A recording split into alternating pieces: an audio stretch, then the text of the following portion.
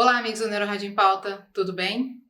Hoje nós vamos falar sobre a Covid-19, a pandemia causada pelo vírus SARS-CoV-2 que mudou a nossa vida, e todos os efeitos neurológicos que esse vírus pode determinar nos pacientes infectados. Mas antes da gente começar, se inscreve no canal, clica o sininho e ativa as notificações para você ficar por dentro de tudo que está acontecendo aqui. Vamos lá?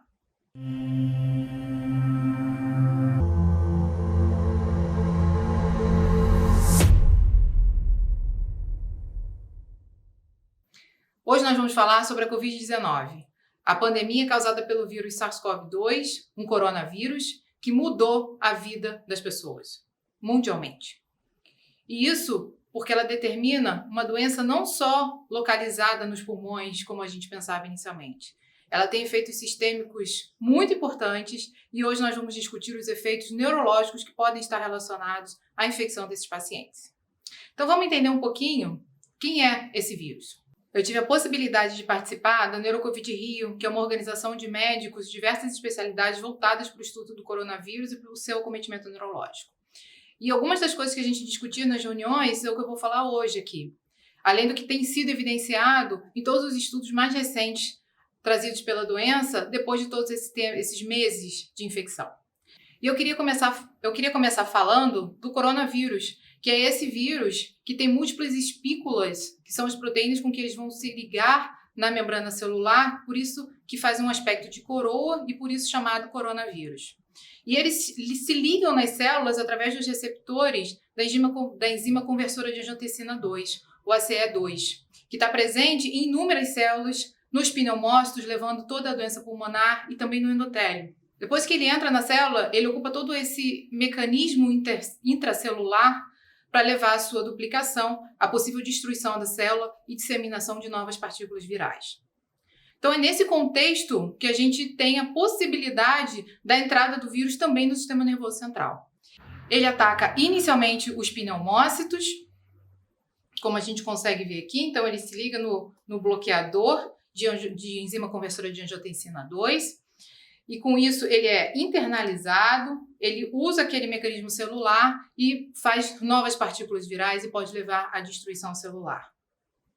Então, uma vez dentro da célula, ele leva a um aumento dessa cascata inflamatória. Algumas pessoas têm maior suscetibilidade a isso, provavelmente devido a mecanismos genéticos, e isso ainda está em estudo. O fato é que a gente não sabe quem são essas pessoas, mas que a maioria de quem evoluiu gravemente tem uma grande hiperinflamação. É a conhecida tempestade de citocina. E isso é basicamente mediado por três grandes vilões, a interleucina 1, a interleucina 6 e o TNF-alfa.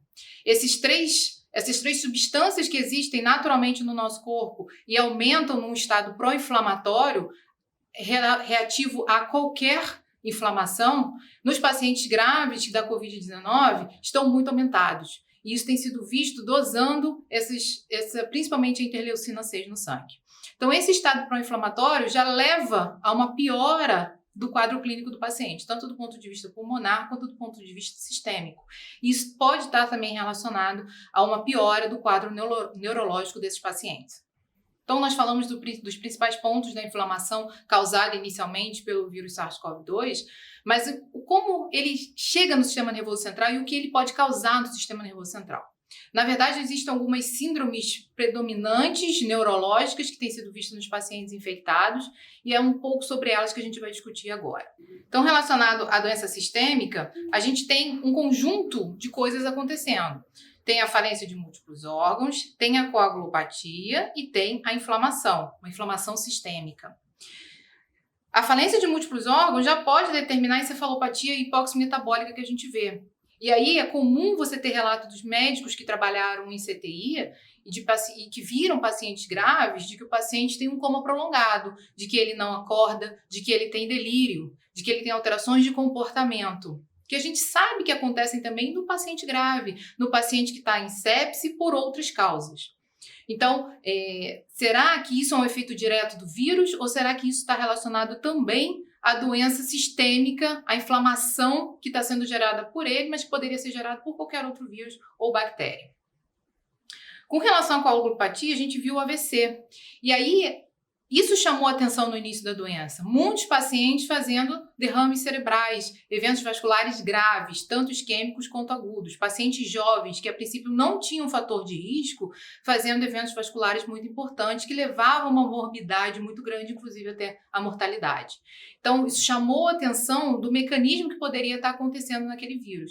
E a gente sabe que todo esse estado pró-inflamatório que o vírus leva, vai levar também a um estado de coagulabilidade maior. Então, a gente vê aumento dos marcadores de coagulabilidade, como o dedímero, que tem sido visto de rotina, e a gente vê que pacientes que têm dedímero elevado, ou seja, um marcador de que está havendo trombose intravascular, é um paciente que vai evoluir mais grave, que pode ter um componente neurológico associado também. O terceiro ponto é a inflamação. E aí a gente fala da encefalopatia inflamatória, que também não existe um marcador nem de imagem, nem laboratorial para demonstrar, mas que está associado a todos esses sintomas que os pacientes tiveram, como na encefalopatia hipóxica ou metabólica que eu falei anteriormente. Quando a gente pensa direto no mecanismo de invasão do sistema nervoso central, aí a gente está falando de o vírus entrar no cérebro. E isso aí é o que a gente tem estudado com mais ênfase, mas que está muito pouco elucidado. Na verdade, a gente não sabe que caminho ele pode entrar e se realmente ele entra. Os estudos que existem são basicamente estudos em culturas de célula. E esses estudos mostram a possibilidade do vírus de fazer, mas que não querem dizer que ele faz em vivo, dentro da nossa cabeça, com o cérebro, com o organismo funcionante, né? E isso pode levar direto a uma morte de disfunção celular e pode estar relacionado aos mecanismos de encefalite e meningite viral, que a gente vai ver um exemplo. Tem também o acometimento do sistema nervoso periférico dos músculos. Foi muito comum a gente ouvir que os pacientes estavam com rabdomiólise, com CK aumentada, com marcadores bioquímicos de lesão muscular. Um cansaço muito grande, uma injúria muito grande, uma debilidade muito grande, principalmente nos pacientes mais graves. Mas isso, mais uma vez, a gente sabe que acontece no paciente que tem sepsis grave. Então, será que isso está relacionado ou não a um quadro pelo vírus em si ou simplesmente pela alteração inflamatória sistêmica muito grave? E isso vai ser representado, por exemplo, pelos casos de anosmia, ageusia, de miopatia que o paciente pode ter. E, por último, a gente vai discutir a questão pós-infecciosa.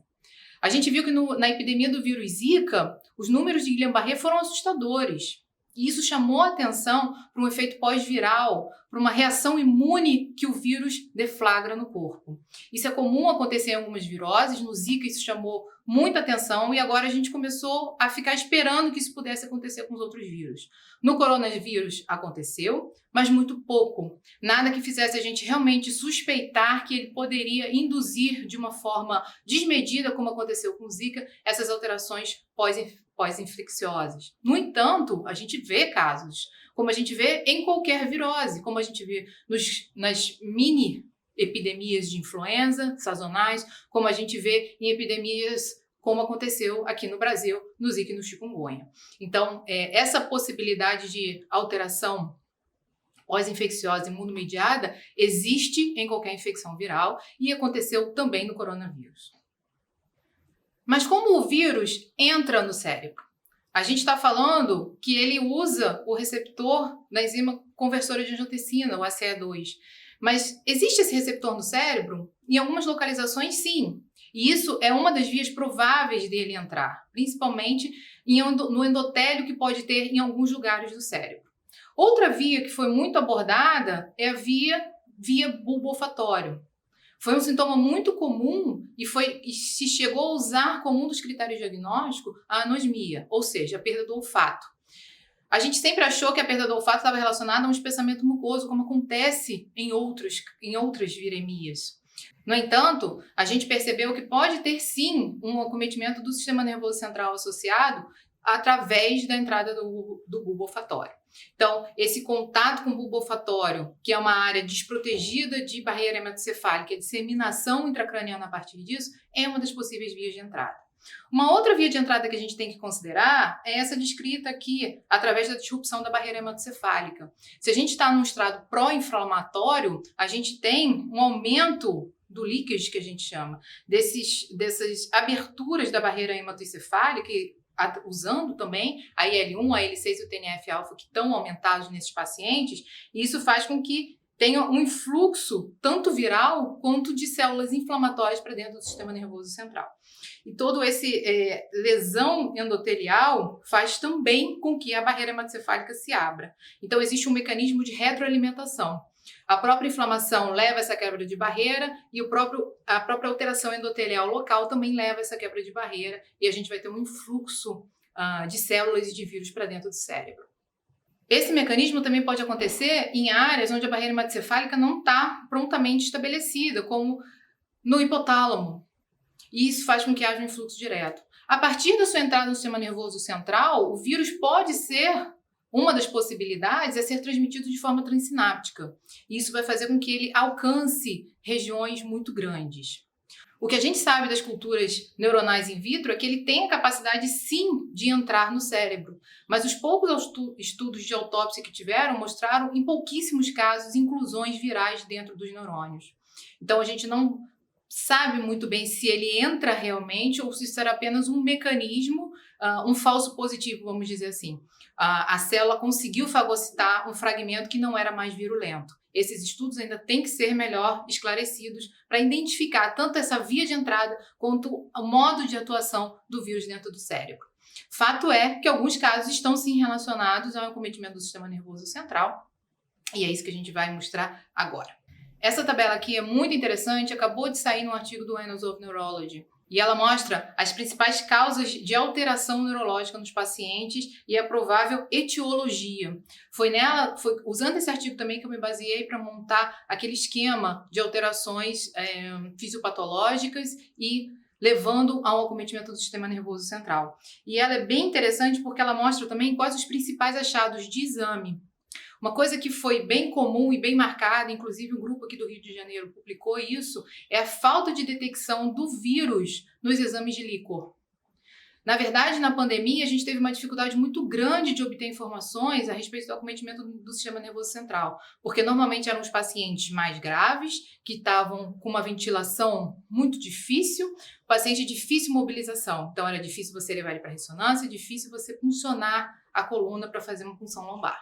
Então, esses pacientes que deveriam ser avaliados, porque eles sim apresentaram muitos comorbidades neurológicas, tinham muita dificuldade por conta disso, de manipulação, de mobilização desse paciente.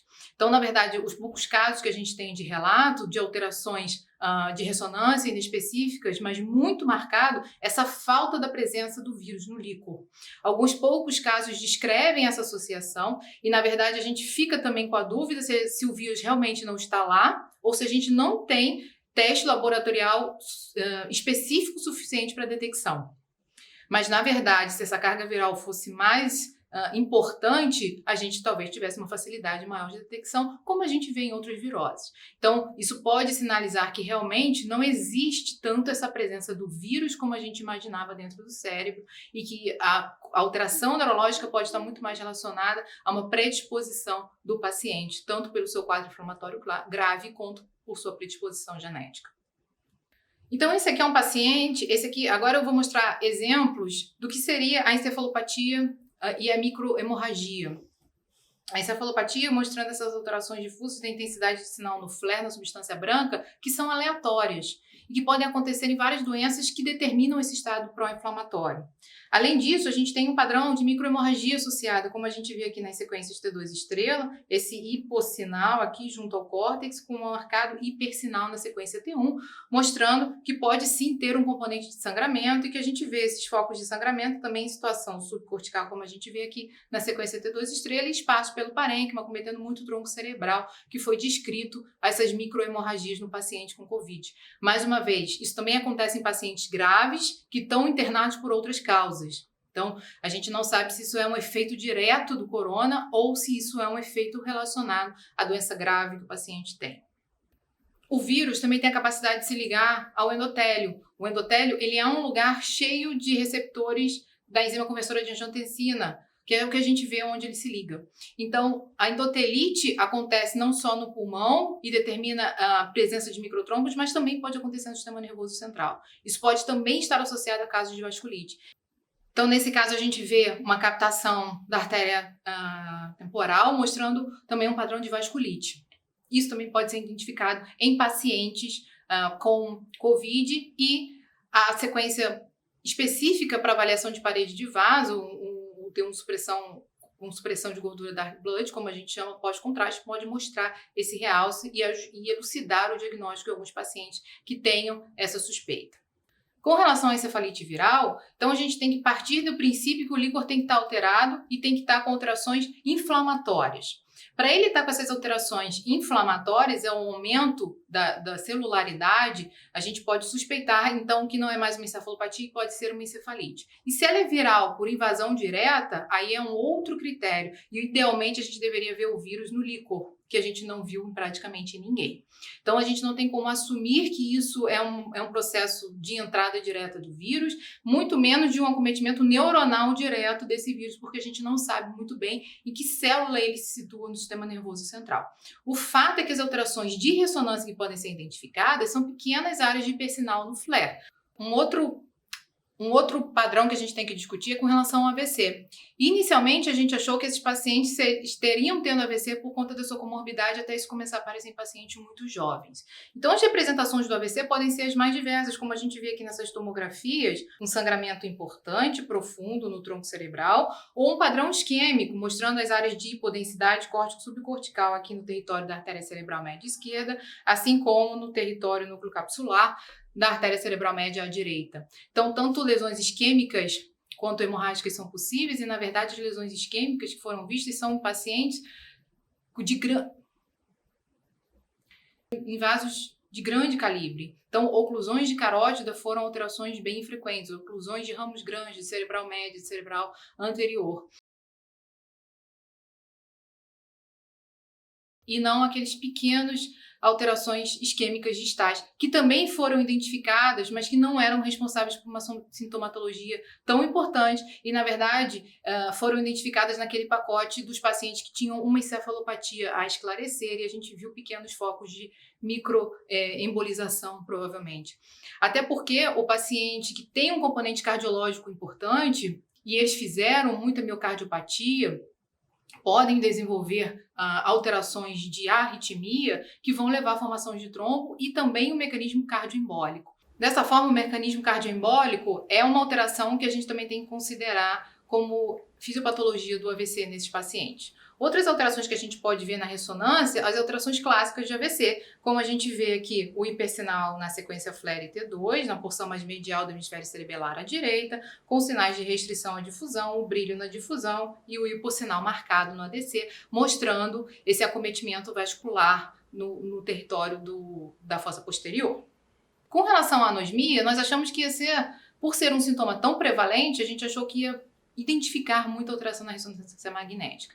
Na verdade, teve um caso descrito na JAMA Neurology logo no início, mostrando a alteração de bulbo olfatório e do giro reto associado, e a gente achou que fosse conseguir identificar isso outras vezes na prática clínica. Aqui no Rio, nós tivemos uma paciente com esse caso, com uma alteração menos exuberante, mas também com alteração de bulbo olfatório, e mais nenhum outro identificado no nosso grupo. Então, é importante a gente saber que a gente busca muito, a gente começou a fazer FLAIR 3D para todo mundo, para investigar o bulbo olfatório, para investigar o giro reto, mas as alterações realmente não apareceram. Ainda existe muito a entender do que acontece, porque essa anosmia, esse acometimento do bulbo olfatório, o que ele pode levar de forma transitória e como esses pacientes vão evoluir, se vão evoluir com atrofia ou não, uma vez que depois ele volta a recuperar o olfato na maioria das vezes. Então, as alterações descritas nesse artigo são basicamente esse hipersinal no bulbo olfatório bilateral e o acometimento com hipersinal também do júrio reto relacionado no plano coronal e no plano axial na sequência FLAIR, não tem captação, é apenas esse hipersinal que foi transitório. Essa paciente evoluiu do caso com a redução volumétrica do bulbo olfatório. Enfim, não é o que a gente tem visto comumente na clínica, ainda bem, até porque é um sintoma extremamente prevalente. Com relação às alterações pós-infecciosas, e aí a gente vai falar do ADEM, muito se fala de paciente que tem hipersinal na sequência FLAIR, num contexto de infecção. Isso aí a gente pode estar falando de qualquer infecção, numa epidemia de influenza, numa epidemia de zika, numa epidemia de chikungunya, como a gente teve no ano passado aqui no Rio de Janeiro. E aí apareceu com um hipersinal qualquer no flare, o radiologista acaba falando que aquilo ali é um ADEM. Eu acho que cabe muito a gente reavaliar essas imagens e interpretar como se aquilo ali se é realmente um padrão de ADEM, que é uma doença imunomediada, que acontece pós-infecção, algumas semanas depois, classicamente descrito como 4 a 6 semanas pós a infecção, porque tem que dar tempo do corpo, do nosso organismo, fazer um anticorpo contra a gente mesmo. Então isso leva um tempo, essa resposta imune. Ou se aquele hipersinal apareceu concomitante, a gente pensar que realmente pode ser um caso de encefalite, como a gente viu já naquele outro exemplo. Então, as alterações por ADEM são bem características e elas têm que ter esse aspecto tumefativo. Aqui a gente está vendo um flare sagital e mostra todo esse aspecto tumefativo da lesão. Ela ocupa espaço, ela tem uma captação irregular, como a gente vê no tom pós-contraste, focos de captação e focos de bastante perda tecidual. Esse paciente faz uma inflamação muito aguda e essa captação é irregular, porque a banda de progressão da inflamação ela é irregular. Então você vai olhar para aquela imagem e vai pensar que poderia ser uma esclerose múltipla com placa tumefativa, por exemplo, que é o principal diagnóstico diferencial. A gente não vai pensar nisso, por exemplo, quando a gente vê aquelas pequenas lesões subcorticais da encefalite. Então é importante a gente não dar o diagnóstico radiológico de ADEM se a imagem não for tão característica, porque é mais importante a gente mostrar que tem mais áreas pequenas de hipersinal e sugerir a alteração relacionada à encefalite, principalmente de acordo com o tempo, com a cronologia da doença. Isso é uma coisa que a gente tem que prestar muita atenção e alguns artigos descreveram como ADEM e colocaram imagens que pareciam muito pequenos focos de hipersinal, pouco específicos para ADEM, possivelmente mais relacionados a um quadro de encefalite. Então aqui, a gente, só para mostrar que o ADEM também pode acometer a medula, uma sequência T2 mostrando o hipersinal, e também a sequência pode ter captação nessas lesões medulares em pacientes que, mais uma vez, têm essa propensão genética a desenvolver doenças imunomediadas secundárias, usando uma infecção como trigger, e nesse caso, a infecção pelo coronavírus. A síndrome de Guillain-Barré também é uma representação dessa alteração do sistema imune secundária a um trigger da inflamação. Então, como eu falei no Zika, isso foi extremamente comum e a gente ficou buscando se isso ia realmente acontecer no coronavírus. Não houve um surgimento maior de pacientes com Guillain-Barré do que de uma outra epidemia qualquer. Então, isso não mostra que não existe muito essa tendência como existiu no vírus Zika, por exemplo, mas o importante é a gente interpretar a imagem do paciente que vem com algum tipo de alteração de marcha, algum tipo de alteração neurológica que comece pelos membros inferiores, usando e faz a ressonância, né, de coluna lombar e torácica com um determinado cuidado. Por quê? No Guillain-Barré, a gente espera que exista um realce de raiz e a gente espera que exista um realce de gânglio, como a gente vê aqui. Então, isso aqui é um T1 com supressão de gordura, e pós-contraste venoso, mostrando os gânglios com realce bem significativo. E o que a gente vê aqui, ó, são as raízes realçando também, tanto as anteriores quanto as posteriores.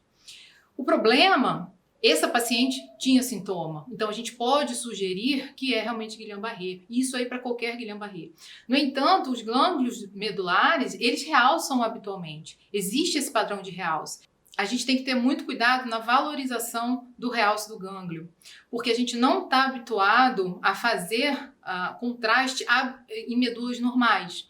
A gente só faz contraste em medula que tem algum tipo de doença. E aí, quando a gente faz o FET7 e esse realce chama mais a nossa atenção, a gente acha que aquilo ali é patológico. Quando é assimétrico, quando é em um nível, fica mais fácil, porque a gente consegue realmente determinar que existe uma alteração que muitas vezes pode estar pouco relacionada à clínica. Agora, realces difusos, simétricos, sem clínica, muito cuidado de sugerir isso. E aí, mais uma vez, vem à tona aquela parceria clínico-radiológica que a gente fala aqui sempre, que é super importante. O neurologista dando feedback para a gente de que realmente pode ter alguma doença de raiz, de gânglio, é muito legal. E aí, dá para complementar com outros exames, a eletroneuromiografia, os estudos funcionais. E aí sim, a gente ajuda realmente a fechar o diagnóstico e não colocar mais uma pedra ali naquele caminho de que o paciente realmente pode não ter uma doença relacionada a isso, mas a gente acaba sugerindo na ressonância. E para terminar, eu trouxe o caso da encefalopatia necrotizante aguda, que também é uma doença que pode estar relacionada a esse processo mais tardio, imunomediado. tiveram 2 casos descritos nos grandes periódicos. Esse último agora foi descrito na Neurology, esse mês, e a gente vê uma encefalopatia bem importante, com acometimento talâmico bilateral, aqui na sequência flero-hipersinal, com restrição à difusão, depois evoluindo com focos de microhemorragia no SWI. O que se destaca nesse caso aqui também é um acometimento de cápsula externa, claustrum, ínsula, e também do porção medial do lobo temporal. Então, será que ela fez uma encefalite junto? Esse caso aqui, por exemplo, teve a identificação de uma partícula viral no terceiro líquor. Então, eles fizeram 3 vezes o teste para que desse positivo uma identificação de qualquer forma, ninguém sabe se realmente era o vírus agindo ou se era uma partícula viral daquela forma que eu falei, reacional, que estava dentro de alguma célula inflamatória que estava nesse líquor. O fato é que houve, talvez, a associação de uma encefalite aqui junto, uma encefalite até com padrão límbico, que a gente vê muito comumente no herpes. O herpes vírus foi afastado nesse caso aqui, então a gente pode tentar buscar realmente uma correlação do vírus SARS-CoV-2 mostrando essa infecção. E isso é bem interessante porque também já teve um caso descrito na literatura mostrando um acometimento do lobo temporal medial, possivelmente relacionado ao SARS-CoV. Infelizmente, a gente não tem como dizer que é causado por todos esses motivos que eu falei, mas tiveram várias descrições de casos, como a gente vê em outras viroses também, e o herpes aí é o mais comumente causador desse tipo de patologia do lobo temporal medial. Então, nesse vídeo, nós abordamos todas essas possibilidades de doença de acometimento do sistema nervoso central e periférico, tanto de uma forma sistêmica quanto de uma forma direta relacionada à invasão ou à infecção das células do sistema nervoso central. E depois desse passeio que nós fizemos por todos os mecanismos fisiopatológicos e alterações vistos na ressonância magnética dos pacientes com SARS-CoV-2, eu queria agradecer a você por ficar comigo nesse vídeo. Mas antes de terminar, deixe seu comentário, deixe sua curtida. Isso é muito importante para a gente saber e fazer cada vez mais um canal melhor para você. Até a próxima!